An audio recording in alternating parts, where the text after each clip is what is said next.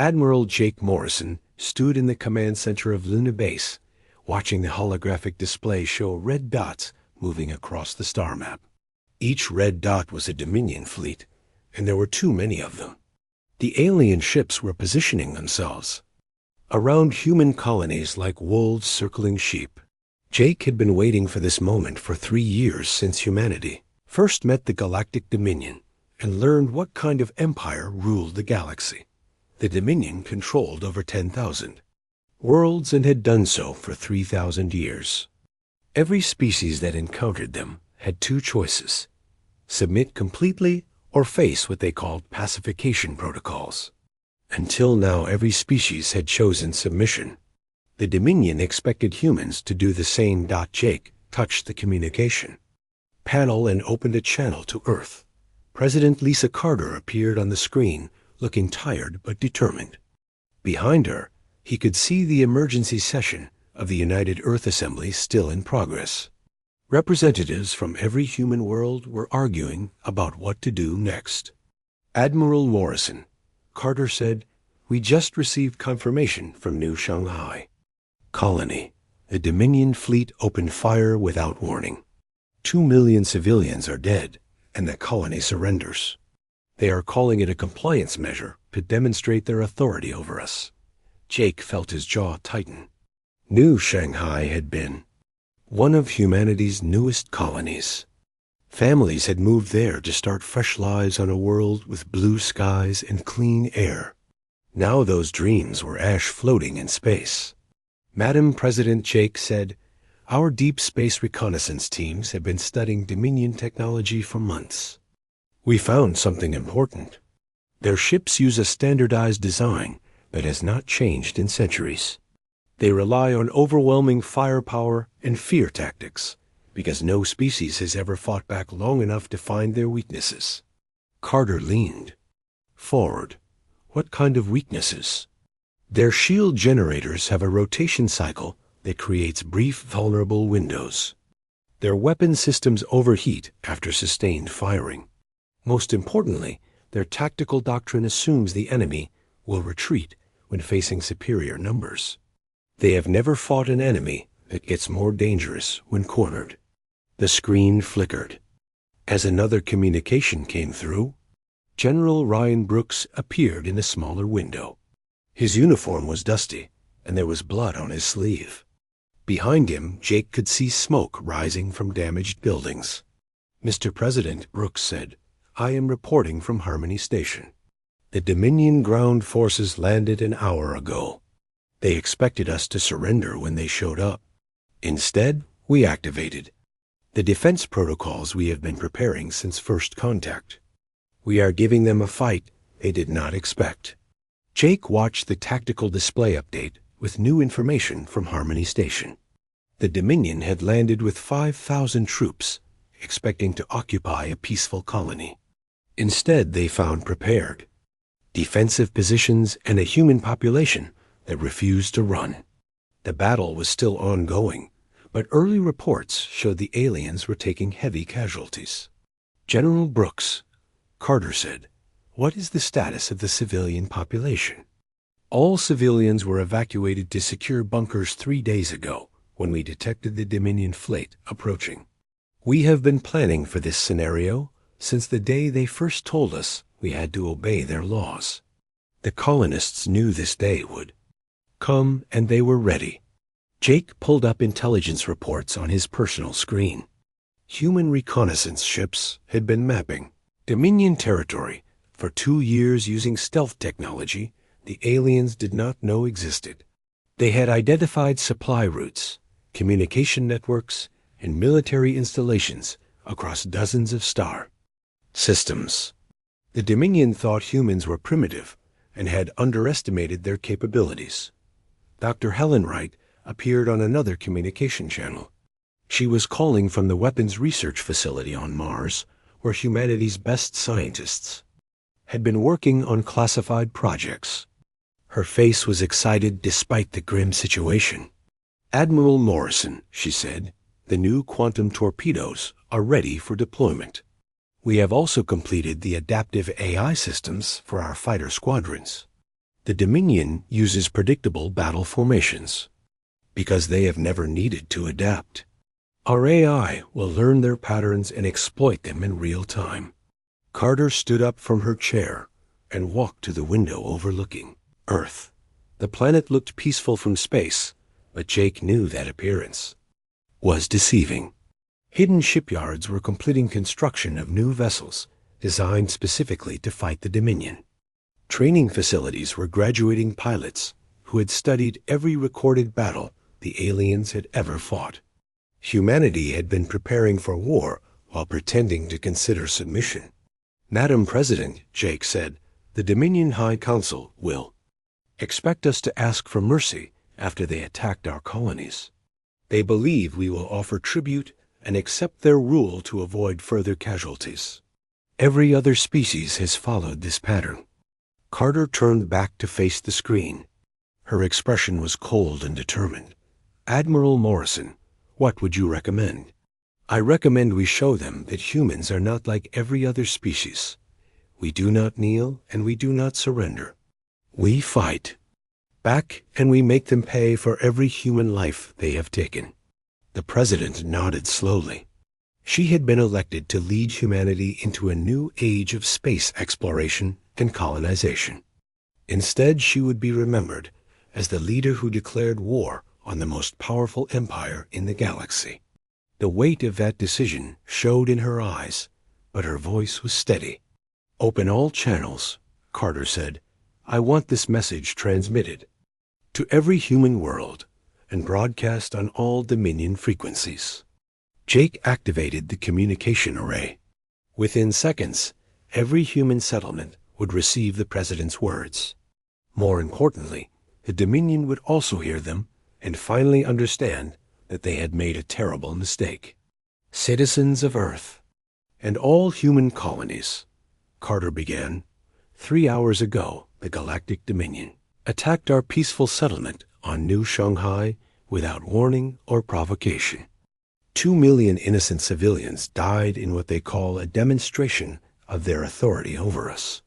They expect us to beg for mercy and accept slavery to avoid further attacks. She paused and looked directly into the camera.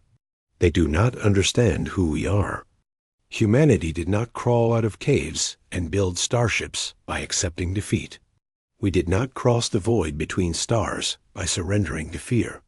We are the species that looked at an impossible challenge and said we would find a way. Jake watched as the message went out across the galaxy. Every human world would hear these words. More importantly, every Dominion commander would realize they had just picked a fight with an enemy unlike any they had faced before. As of this moment, Carter, continued, Earth and all human territories formally declare war against the Galactic Dominion. We will not kneel. We will not surrender. We will show them why humanity earned its place among the stars through courage and determination. Let them come. We are ready. The transmission ended and silence filled the command center. Jake looked at the tactical display showing Dominion fleets moving toward human space. They thought they were coming to accept the surrender of another primitive species. Instead, they were flying into a trap 3 years in the making. The galaxy was about to learn what happened when you threatened humanity's children. 3 weeks after President Carter declared war, the Dominion High Command received reports that made no sense. Human forces were not retreating to their home worlds like every other species had done. Instead, they were advancing deeper into Dominion. Space and winning battles they should have lost. Captain Steve Rodriguez guided his stealth ship through the asteroid field surrounding Supply Depot Gamma 7. The facility was supposed to be impossible to attack because it was protected by sensor networks and patrol fleets that could detect any approaching enemy. What the Dominion did not know was that human engineers had developed cloaking technology based on studying their sensor frequencies for 2 years. Steve watched his tactical display as 12 more human ships moved into position around the depot. Each ship carried a full load of quantum torpedoes and a crew trained specifically for hit-and-run attacks. The Dominion expected their enemies to fight like civilized species, using honorable tactics and predictable strategies. Humans had studied the alien military manuals and decided to ignore every rule of civilized warfare. "All ships report ready," came the voice of Lieutenant Amy Clark over the communication channel. "Enemy patrol is moving away from the depot on schedule. We have a 15-minute window before they return." Steve activated his weapon systems and targeted the depot's shield generators. The Dominion had built their facility using standard designs that had protected their installations for centuries. Those same designs were now stored in human databases with detailed information about every weakness and vulnerability. "Execute. Attack pattern Alpha," Steve commanded. The human ships dropped their cloaking fields and opened fire simultaneously. Quantum torpedoes struck the depot's shields at precisely calculated intervals that overloaded the generators. Within 30 seconds, the station's defenses were down, and the real attack began. The human ships moved with coordination that confused the depot's automated defense systems. Instead of attacking in formation, like civilized species, they split up and attacked from 12 different directions, using tactics the Dominion computers could not predict. Explosions bloomed across the station's hull as critical systems were destroyed with surgical precision. "Primary ammunition storage destroyed," reported Commander Lisa Hayes from her position near the depot's main docking bay. "Secondary power grid is offline. They are trying to send a distress signal, but we are jamming all frequencies." Steve smiled as he watched the depot's weapon turrets go silent one by one. The Dominion had built this facility to last for centuries and defend against conventional attacks. They had never considered that an enemy might study their blueprints for years and design weapons specifically to exploit their architectural weaknesses. The attack was over in 8 minutes. Supply Depot Gamma 7 was a burning wreck drifting through space while human ships collected intelligence data and disappeared back into the asteroid field. By the time the Dominion patrol returned, there was nothing left but debris and confused distress beacons. Earth Dr. Helen Wright stood in her laboratory, looking at holographic displays showing battle damage from Dominion ships. Every human engagement provided new information about alien technology and tactics. Unlike other species that fought desperately and died quickly, humans were studying their enemy and adapting their methods with each battle. "The Dominion shield frequency rotates every 40 seconds, she explained to the team of engineers gathered around her workstation. "Their weapons have a predictable firing pattern, and their ships always maintain the same distance from targets. They have been using these tactics for so long that they cannot imagine fighting any other way." Dr. Wright activated a simulation showing human fighters engaging a Dominion cruiser. The alien ship fired its weapons in the standard pattern while human fighters used unpredictable movement to avoid the shots. When the Dominion weapons overheated from sustained firing, the human ships moved in for close-range attacks that the cruiser could not defend against. "We are developing adaptive AI systems that learn enemy patterns during battle," she continued.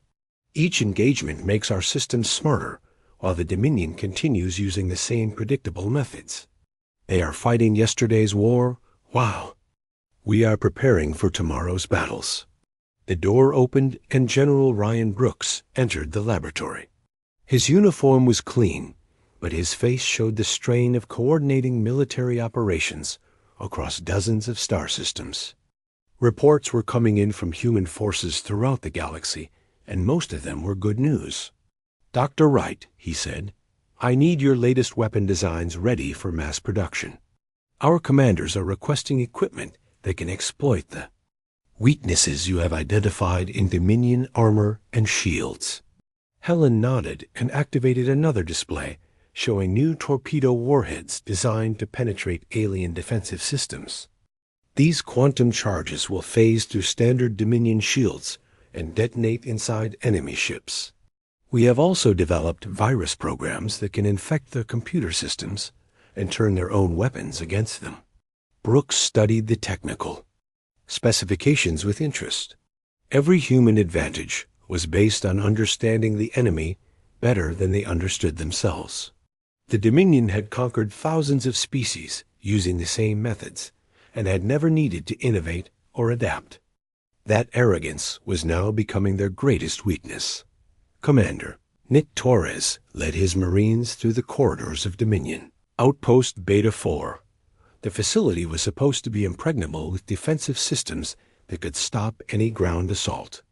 Instead, Torres and his men had infiltrated the base using stolen Dominion uniforms and forged identification codes created by human intelligence specialists. The Dominion guards they encountered were confused and frightened. Their training prepared them to fight conventional enemies using standard tactics, but human Marines moved like shadows and struck without warning. Torres watched as his men disabled security systems and captured key personnel using methods that violated every rule of civilized warfare. Target acquired, reported Sergeant Bill Murphy over the radio. We have control of the command center and access to their communication networks. The base commander is demanding to know what species we represent, because our tactics do not match any known military doctrine. Torres smiled as he watched Dominion officers trying to understand how. Their secure facility had been compromised. They kept asking questions about human honor and civilized rules of engagement. They could not comprehend that humanity had studied their own rules and decided to ignore them completely. Tell them we represent the species that refuses to lose. Torres replied, extract all intelligence data and prepare the facility for demolition. We want the Dominion to know their bases are not safe anymore. The Marines completed their mission in less than an hour. Outpost Beta 4 became another burning ruin while human forces disappeared with valuable intelligence about Dominion military operations. By the time reinforcements arrived, there was nothing left but confused survivors who could not explain how humans had made their defenses useless.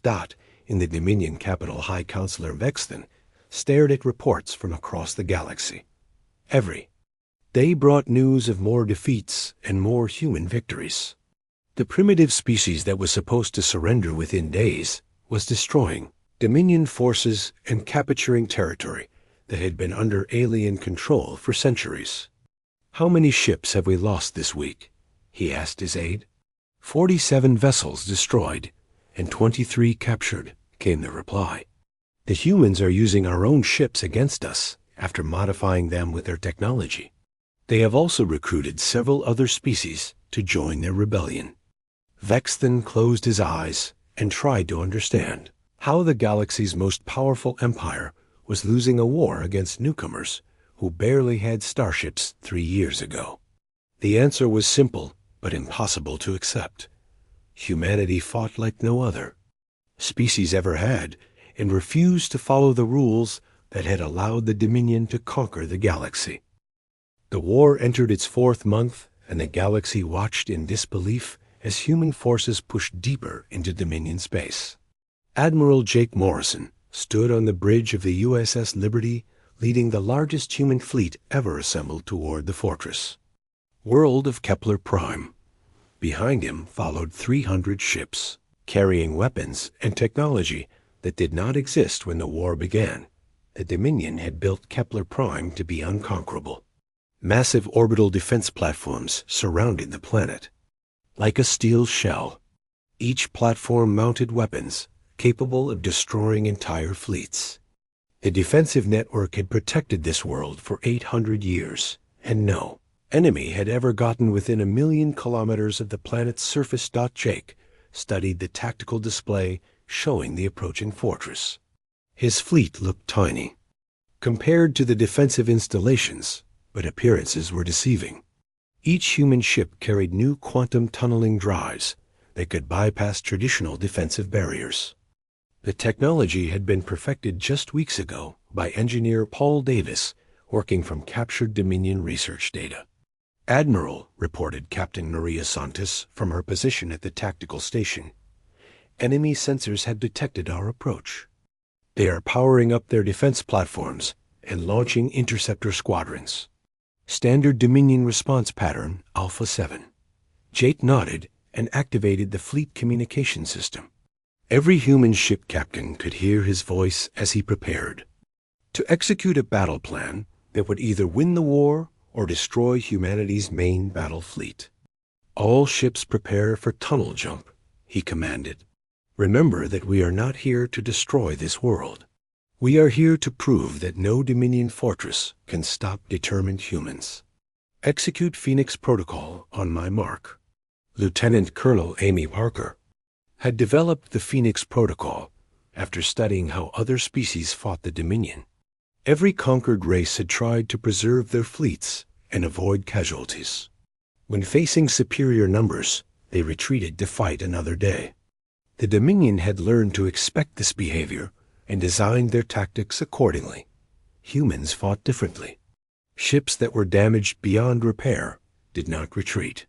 Instead, they used their remaining power to ram enemy vessels or detonate in calculated positions that created tactical advantages for following attack waves. The protocol turned human casualties into weapons that the Dominion could not defend against.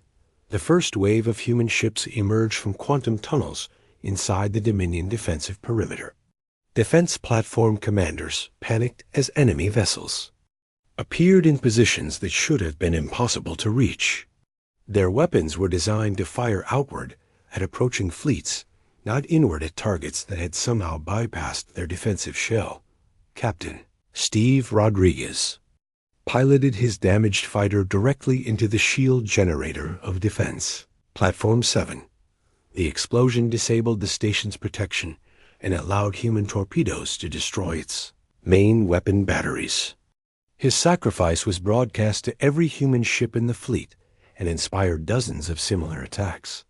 "Platform 7 is down," reported Commander Lisa Hayes as she led the second wave of attackers through the gap created by Rodriguez's sacrifice.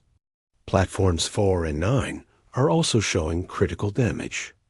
The enemy is trying to rotate their weapons, but we are moving too fast for their targeting systems. Jake watched the battle unfold with grim satisfaction. The Dominion had spent centuries perfecting their defensive strategies, but they had never faced an enemy that treated death as another tactical option. Every human pilot knew they might not survive this battle, but they also knew their sacrifice would help win the war. The fortress world's orbital defenses began collapsing as human ships exploited weaknesses that no previous enemy had been willing to die to reach.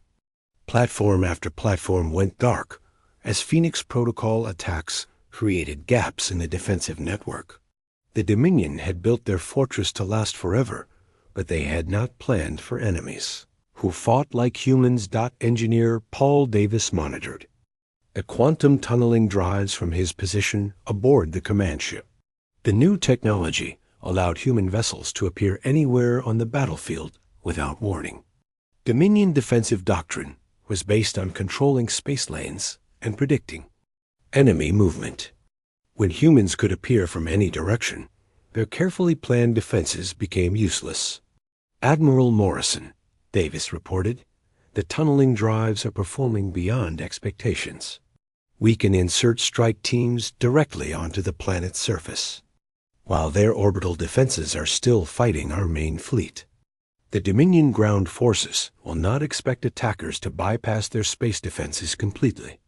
Jake authorized the ground assault and watched as marine transports disappeared into quantum tunnels. Within minutes, human soldiers would be fighting on the surface of a world that was supposed to be protected by impenetrable orbital defenses.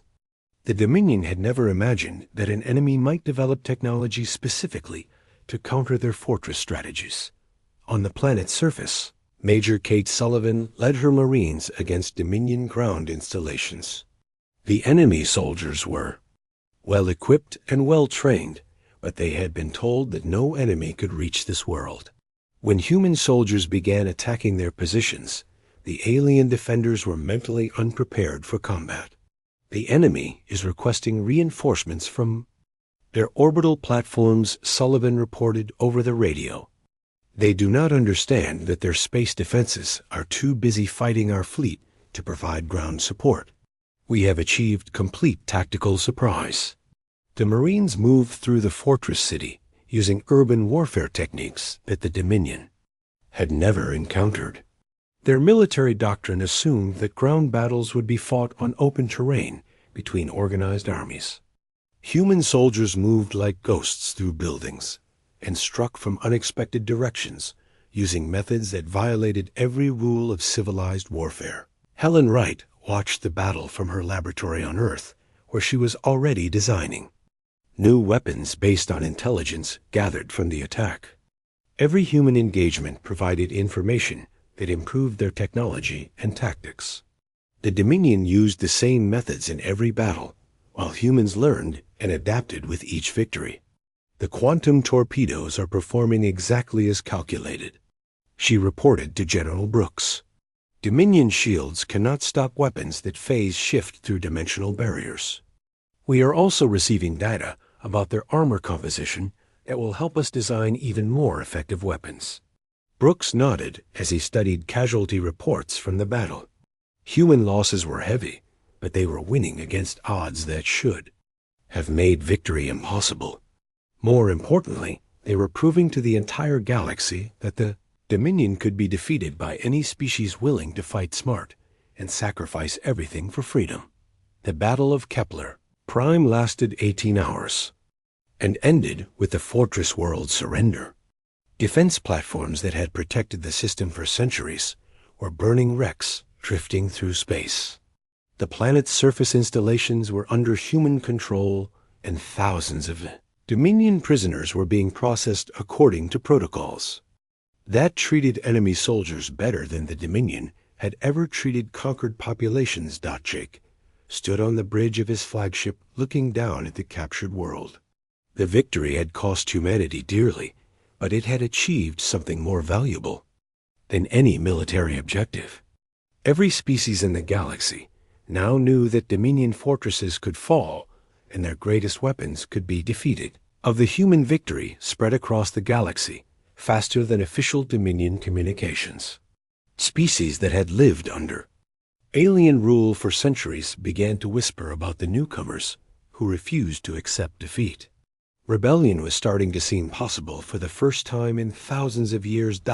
In the Dominion capital, Emperor Zarthul received the news of Kepler Prime's fall with disbelief that turned to rage. His empire was supposed to be eternal and undefeatable. Now a primitive species was making his greatest fortresses look like practice targets for their advanced weapons and suicidal tactics. The Emperor realized that humanity was not just another conquest. They were an existential threat to everything the Dominion represented. The war was no longer about controlling human space.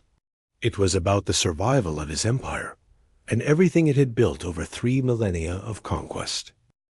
News of the human victory at Kepler Prime spread throughout the galaxy faster than the Dominion could control their communication networks. On worlds that had been conquered centuries ago, alien populations began gathering in secret to discuss something that had been impossible to imagine. The mighty Dominion Empire could be defeated. The Klaxon Rebellion started 3 days after news of Kepler Prime reached the outer systems. Commander Ziktal had been planning resistance activities for decades, but never believed his people could win against Dominion military power. When he learned that humans had destroyed an entire fortress world using weapons and tactics the Empire could not counter, he realized the time for rebellion had finally come. My fellow Klaxons, Zektal broadcast from his hidden base on the mining world of Zerion 4. For 800 years, our people have lived as slaves, digging metals from our own world to build Dominion warships. Today we learn that the humans have proven these ships can be destroyed and their mighty fortresses can fall. The time has come to take back our freedom. The rebellion began with coordinated attacks on Dominion installations across 3 star Systems. Klaxon workers who had been treated as expendable labor suddenly revealed themselves as organized fighters using weapons and explosives they had been secretly manufacturing for years. Mining equipment became siege weapons and transport ships, became bombers as an entire species rose up against their oppressors. Ryan Brooks received the first reports of alien rebellions while coordinating human military operations from his command center on Mars. Intelligence teams had been monitoring Dominion communications and detected signs of unrest on dozens of worlds. The human victory had given hope to species that had forgotten what freedom looked like. Admiral Morrison, Brooks said over the secure communication channel, "We are receiving requests for military assistance from rebel groups across the galaxy. Species we have never heard of are asking for human weapons and advisors to help them fight their Dominion occupiers." Jake Morrison studied the star maps showing rebel activity spreading like fire across Dominion space. Each new uprising meant fewer resources the Empire could use against human forces. More importantly, it meant the galaxy was finally fighting back against 3,000 years of oppression. "Authorize the creation of Galactic Liberation Command," Jake ordered. "Send military advisors and weapons to any species willing to fight for their freedom." The Dominion has been using divide and conquer tactics for centuries. Now we will unite every rebel group in the galaxy against them. Captain Maria Santos volunteered to lead the first advisor mission to the Klaxon rebels. Her transport ship carried crates of human weapons, designed to be simple enough for any species to use effectively. More valuable than the weapons were the tactical manuals explaining how to fight Dominion forces using methods the Empire had never encountered. "The key to defeating Dominion ground forces," Santos explained to a gathering of Klaxon resistance leaders, "is to never fight them the way they expect. Their tactics are based on controlling territory and fighting conventional battles. Use hit and run attacks. Strike their supply lines. Make them afraid to leave their fortified positions." The Klaxon rebels listened eagerly as Santos described human tactical innovations. Guerrilla warfare was not unknown in the galaxy, but no species had ever used it as effectively as humans. The Dominion military doctrine assumed that conquered populations would either submit completely or fight hopeless conventional battles that could be easily crushed. Within weeks, rebellion had spread to 17 star systems. Dominion garrison. Forces found themselves fighting enemies who appeared from nowhere, struck critical targets, and disappeared before reinforcements could arrive. Transport convoys were ambushed by rebels using human-supplied weapons. Communication stations were destroyed by saboteurs who had learned human infiltration techniques. Admiral Sarawhite received orders to begin the siege of Arcturus, the Dominion's regional capital and primary military headquarters for the outer galaxy. The system contained 12 heavily defended worlds and the largest concentration of enemy warships outside the core systems. Capturing Arcturus would cripple Dominion ability to coordinate their defense against human advances and alien rebellions. Intelligence reports indicate the enemy has concentrated over 400 ships at Arcturus, White briefed her fleet commanders. They are expecting us to attempt a direct assault using conventional tactics. Instead, we will use siege warfare to force them to come to us while rebel forces attack their supply lines. The siege began with human ships establishing blockade positions around every jump point leading to the Arcturus system. Nothing could enter or leave without facing human attack squadrons, equipped with the latest quantum weapons and adaptive AI systems. The Dominion fleet was trapped in their own fortress system. Engineer Paul Davis had perfected a new type of mine that could remain hidden in hyperspace until enemy ships attempted to use jump points. When Dominion relief fleets tried to break the blockade, they found themselves under attack by weapons that existed in multiple dimensions simultaneously. Ships that had traveled safely through hyperspace for centuries suddenly faced threats they could not detect or defend against.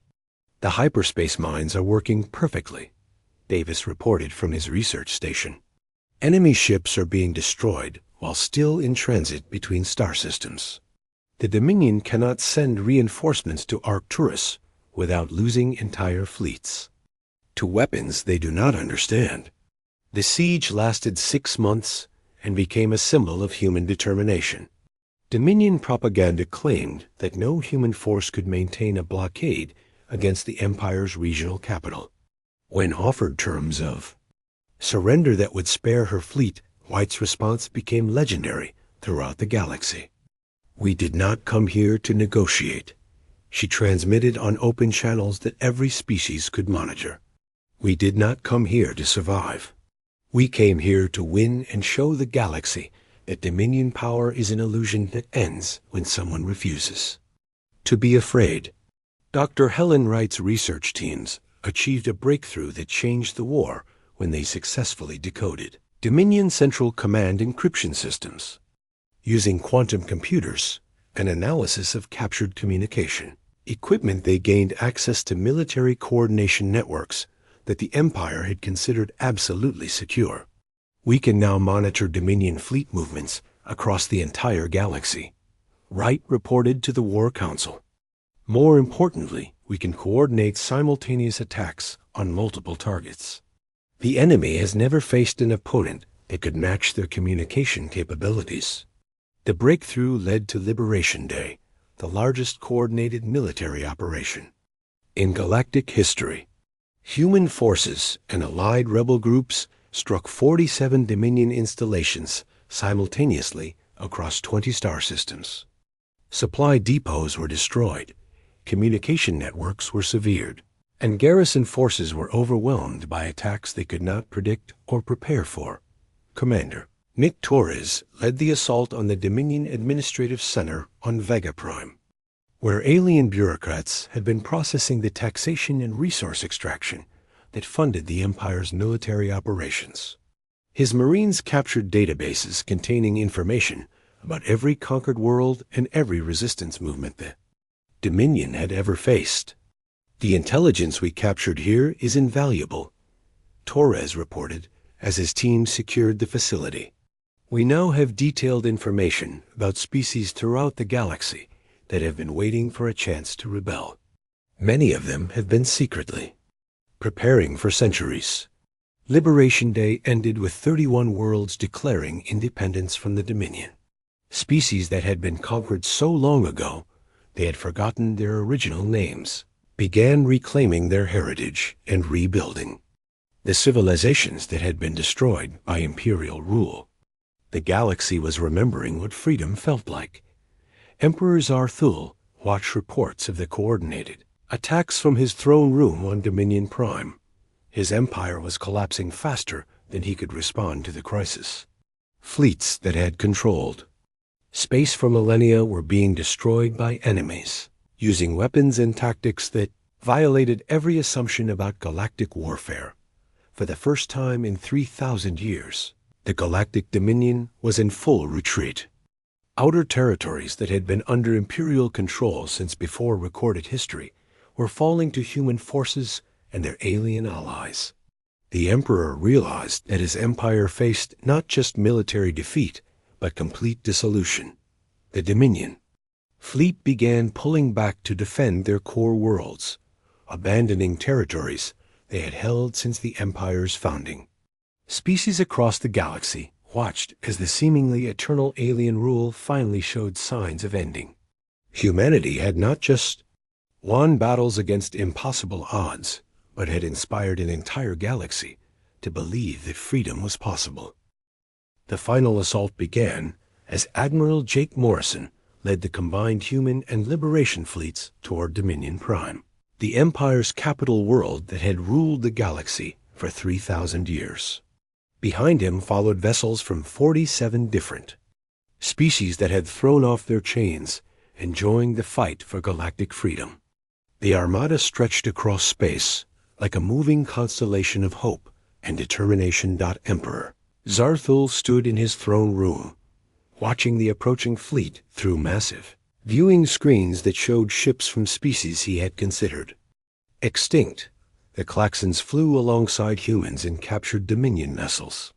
The Veltari had emerged from hiding in the Outer Rim to bring their ancient warships back into service. Even the peaceful Mordian had converted their trading vessels into weapons platforms to join the Liberation Armada. "Your Imperial Majesty," reported Grand Admiral Vexfer from the command center, "the enemy fleet numbers over 8,000 vessels. Our defense forces have been reduced to less than 2,000 ships after the rebellions destroyed our outer fleets. The humans have somehow united the entire galaxy against us." The Emperor felt the weight of 3 millennia pressing down on his shoulders. His ancestors had built this empire by convincing other species that resistance was hopeless and submission was the only path to survival. Now humanity had proven that even the mightiest empire could fall if enough people refused to accept defeat. Jake Morrison stood on the bridge of the USS Constitution, studying tactical displays that showed Dominion Prime's desperate defenses. The planet was surrounded by massive space stations and defensive platforms, but they were designed to repel conventional attacks from organized fleets. The Liberation Armada included ships using dozens of different technologies and tactical doctrines that the Dominion had never faced simultaneously. "All fleet commanders," Jake announced over the communication network, "remember that we are not here to destroy this world or its people. We are here to end an empire that has caused suffering across the galaxy for 3,000 years. Our goal is liberation, not conquest." President Lisa Carter joined the communication from Earth, where she was coordinating with newly independent worlds to establish the framework for a galactic government based on cooperation instead of domination. The woman who had declared war on the most powerful empire in history was now preparing to help build something better to replace it. "Citizens of Dominion Prime," Carter broadcast on all frequencies, "you have lived under an empire that told you conquest was natural and freedom was chaos. Today you will learn that cooperation is stronger than control, and that free people working together can accomplish more than any empire ever could." The battle began when human quantum torpedoes phased through the planet's outer defensive shields and disabled the primary defense control centers. Dominion fleet commanders found themselves fighting blind as their coordination networks went offline and their battle plans collapsed into confusion. They had spent centuries drilling the same tactics, but had never prepared for warfare against enemies who rewrote the rules with each engagement. Captain Steve Rodriguez led a squadron of mixed human and alien fighters through the defensive perimeter using formation flying techniques that combined the best innovations from dozens of species. Klaxon pilots flew like they were still dodging cave-ins in their home mines, while Veltari navigators used ancient star charts to predict enemy movements. The diversity that the Dominion had tried to eliminate became their greatest weakness. Commander Nit Torres landed with the first wave of Liberation Marines on Dominion Prime's surface, where they found a population that had been told for generations that their empire was eternal and undefeatable. Dominion citizens watched in amazement as soldiers from species they had been taught to consider primitive or extinct marched through their capital city without destroying anything or harming civilians. "Attention, people of Dominion Prime," Torres announced through captured broadcast systems. "We are not here as conquerors. We are here as liberators. Your empire told you that other species were inferior and needed to be controlled. Look around you and see representatives from across the galaxy working together as equals to end tyranny forever." Dr. Helen Wright monitored the final battle from her laboratory on Earth, where she was already designing technology to help rebuild worlds that had been damaged by centuries of imperial exploitation. The war had accelerated human scientific development by decades as they learned from alien knowledge and combined it with their own innovations to create solutions no single species could have achieved alone. Engineer Paul Davis coordinated the Shutdown of Dominion command systems as Liberation forces captured control centers throughout the capital. The Empire's technology was advanced, but it had not been updated in centuries because the Dominion believed their methods were perfect. Human engineers found it surprisingly easy to disable systems that had been designed by a culture that never expected to face technological innovation. Emperor Zarthul made his final desperate gambit when he threatened to activate the Galactic Disruption Network that would destroy hyperspace travel routes and plunge entire sectors into isolation and chaos. His message was broadcast to every world in the galaxy as he tried to convince other species that destroying the Empire would cause more suffering than preserving it. If you continue this attack, the Emperor declared, I will activate systems that will cut off thousands of worlds from each other. Trade will collapse. Communications will fail. The galaxy will descend into darkness because you chose chaos over order. President Carter's response demonstrated humanity's greatest strength and the reason they had been able to unite so many species against seemingly impossible odds. Instead of threats or demands, she offered something the Dominion had never provided: hope for a better future. Emperor Zarthul, she replied on the same frequency, your empire has ruled through fear for 3,000 years. You threaten to destroy what you cannot control because you cannot imagine a galaxy where people choose cooperation over coercion. We are not here to replace your empire with our own. We are here to ensure that no empire can ever again hold the galaxy in fear. The final assault reached the Imperial Palace, where Emperor Zarthul waited in his throne room surrounded by the last of his loyal guards. When Liberation forces breached the final defenses, he expected to face the same brutal treatment the Dominion had given to conquered leaders throughout history. Instead, he found himself facing Captain Maria Santos, who offered him something no Dominion emperor had ever given to a defeated enemy: mercy and dignity. Emperor Zarthul, Santos said as she removed her helmet to show her human face, I am here to accept your surrender and guarantee your safety. Your empire is finished, but your life does not have to end. Help us build something better, and your knowledge can serve peace instead of conquest. The emperor looked at the human captain and realized that everything his empire had taught about other species was wrong. These people could have killed him or displayed him as a trophy, but instead they offered him a chance to help repair the damage his empire had caused. For the first time in his life, he understood why the galaxy had chosen to follow humanity instead of fighting them. The surrender ceremony was broadcast to every world in the galaxy as Emperor Zarthul formally dissolved the Dominion and transferred authority to the Provisional Galactic Council. President Carter accepted the surrender not as a conqueror, but as a representative of all free species working together to build a future based on cooperation rather than domination. The war was over, but the real work was just beginning. Earth became the temporary capital of the new Galactic Republic, where former enemies worked together to establish laws that protected the rights of all species. The planet that had been dismissed as a primitive backwater became the center of a new civilization based on the revolutionary idea that different species could govern themselves as equals. Years later, children from dozens of species played together in the parks of New Geneva, while their parents worked side by side in the Republic Council chambers. The galaxy that had once shaken in fear of the Dominion now thrived under the protection of the species that had dared to say no to tyranny and proven that freedom was worth any sacrifice. Humanity had earned its place among the stars not through conquest, but through the courage to fight for what was right and the wisdom to know when to stop fighting and start building.